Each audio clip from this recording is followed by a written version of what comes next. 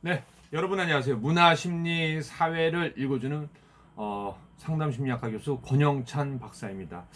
오늘은요, 먼저 제가 전에 얘기했던 것처럼 오고돈 부산 전 시장이 그 집무실에서 우리 여성 공무원 성추행 사실이 있었는데 그 이전에 작년에 또 가로세로 연구소에서 또 성추문 있었다. 성추문 미투를 또 폭로를 했거든요. 근데 오늘은 또 다른 건이 또 여기까지. 그래서 이게 사실은 성추행이라는 게 이 오고돈 전 부산시장이 이제 나이가 많거든요. 근데 이 나이가 많으신데 이게 보면 습관성이고요. 그러니까 우리 상담 심리학 용어로 하면은 이미 성 중독에 빠졌다라고 이렇게 표현합니다. 왜냐면은 이제 자기도 모르게 하게 되는 거거든요. 근데 이 중독이라는 게 뭐 여러 가지가 있어요. 일단 대표적인 게 성중독보다 알코올 중독, 또 알코올 중독에서 더 많이 나가면 약물 중독, 그리고 성중독이 있겠고요. 또 뭐 마약 중독, 뭐 여러 가지 행위 중독, 물질 중독이 있겠죠. 근데 요거는 좀 중독성으로 보이지 않나. 무슨 얘기냐면요. 4월 29일자입니다. 부산경찰청 성추행 수사 전담팀장 격상 및 부패 수사 전담반도 추가했다라고 합니다. 오돈 전 부산시장 성추행 사건을 수사하는 부산경찰청이 최근 제기된 오전 시장 채용 비리 등 의혹에 대해서도 수사를 확대한다. 그러니까 이게 그냥 돈 받고 채용 비리가 아니라 이것도 성추행과 연관되어 있습니다. 부산경찰청은 성추행 사건뿐만 아니라 시민단체가 주장하는 오전 시장 채용 비리 의혹 등을 전반적으로 확인하고 있다고 29일 밝혔습니다. 이는 최근 시민단체 서민민생대책위가 오전 시장과 신원철 서울특별시의회 의장을 직권남용 등 혐의로 서울중앙지검에 고발에 따른 것입니다. 이 단체는 지난해 오전 시장이 시청 직원을 자신의 광용차로 불러서, 그러니까 시청차예요, 시장차, 성추행한 뒤 이를 문제 삼으려 하자 서울시 의회로 전보시켜주는 대가로 침묵하겠다는 확약서를 썼다고 주장했습니다. 오전 시장이 피해 직원의 전보 조치를 위해 신원철 서울시의회 의장과 공모한 뒤 형식적인 채용 공고를 만들어 불법 채용했다는 것이 이들의 주장입니다. 경찰은 검찰의 고발장 이첩과 별개로 내부 검토를 거쳐 이 사건에 대해서도 본격적인 수사를 벌이기로 했습니다. 그러니까 일반적인 뭐 공채 특채가 아닌, 그러니까 관용차 내에서 성추행이라면은 상대의 의자 상관없게 또 뭐 그 상대의 성희롱이나 몸을 더듬었을 확률이 높습니다. 뭐 물론 아직 고소 단계이기 때문에. 근데 경찰은요, 오전 시장이 집무실에서 여성을 성추행한 사건과 지난해 관용차 성추행 사건을 동시에 수사하게 됐습니다. 부산경찰청은 수사 확대와 엄정한 수사를 위해 수사 전담팀장을 기존 여성 청소년 과장에서 지방청 2부장으로 격상하고, 그러니까 사건이 커진 거예요. 부패 수사 전담반을 추가로 수사 전담팀에 보강했습니다.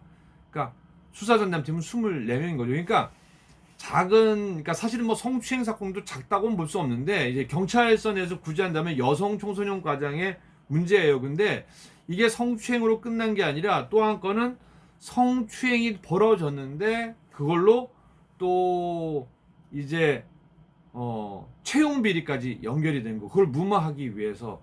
그러니까 제가 봤을 적에는 뭐 저뿐만 아니라 많은 전문가들이 사실은 이거는 좀 업무상 위력 등에 의한 추행 혐의로 보는데 습관성이 아닐까.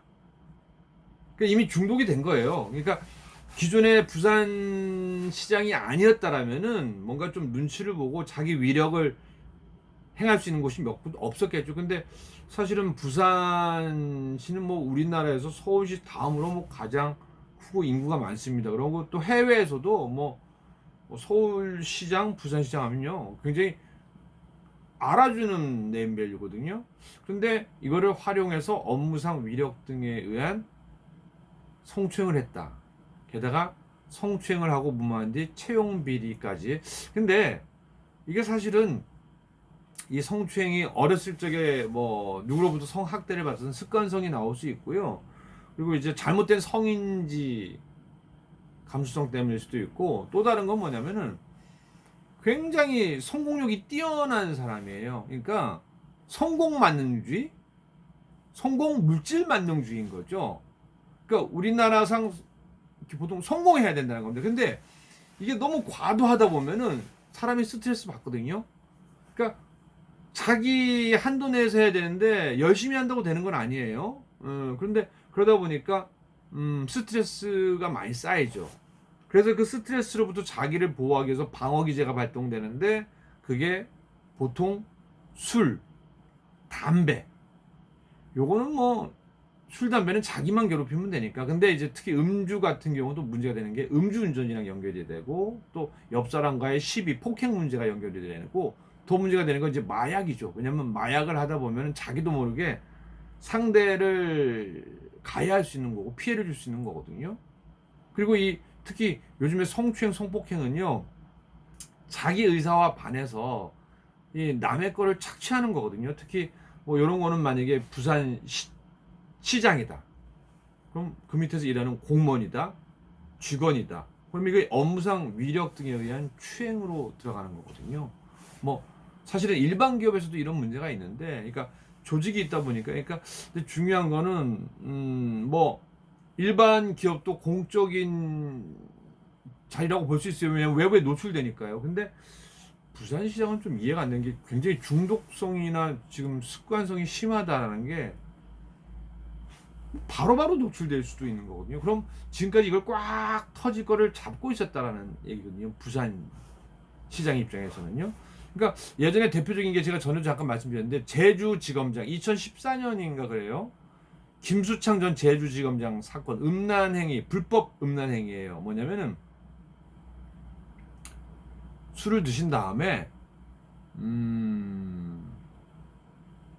이거 뭐야, 그러니까 술을 드신 다음에 이렇게 저쪽에 있는 지나가는 뭐 여학생들이나 그런 걸 보고 음란행위를 한 거예요.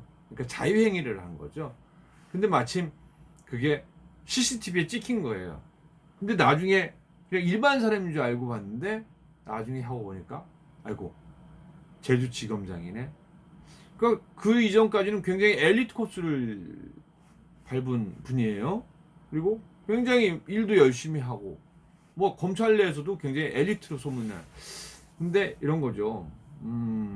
뭐 성취향적인 문제점이 있을 수도 있는데, 그만큼 그러니까 우리가 성공지향적인 삶이 100% 정말 성공한 게 행복할까라는 거 한번 여러분들 질문 던져 보셔야 돼요. 제가 여러 가지 얘기도 하잖아요. 뭐 가수 빅뱅의 승리도 성공했는데 돈을 더 벌고 싶어요. 그래서 뭐 당연히 강남의 클럽에서 마약 뭐 판매되는 건 누구나 다 알고 있는 사실이었는데, 사실은 근데 거기 사장을 해?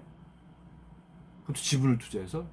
이해가 안 되는 거죠. 뭐 영업사장 하는 것도 문제가 될 텐데. 그래서 여러분들이 오늘 요런 기사를 보고, 저는 그렇습니다. 뭐 누구를 파헤치고 그런 것보다는 뉴스를 읽어주면서 철학적으로, 심리학적으로 여러분들이 반면교사를 삼는 거예요. 나는 저 사건을 보니까 저렇게 하면 안 되겠구나라는 걸 느끼시는 거거든요. 그럼 도움됩니다.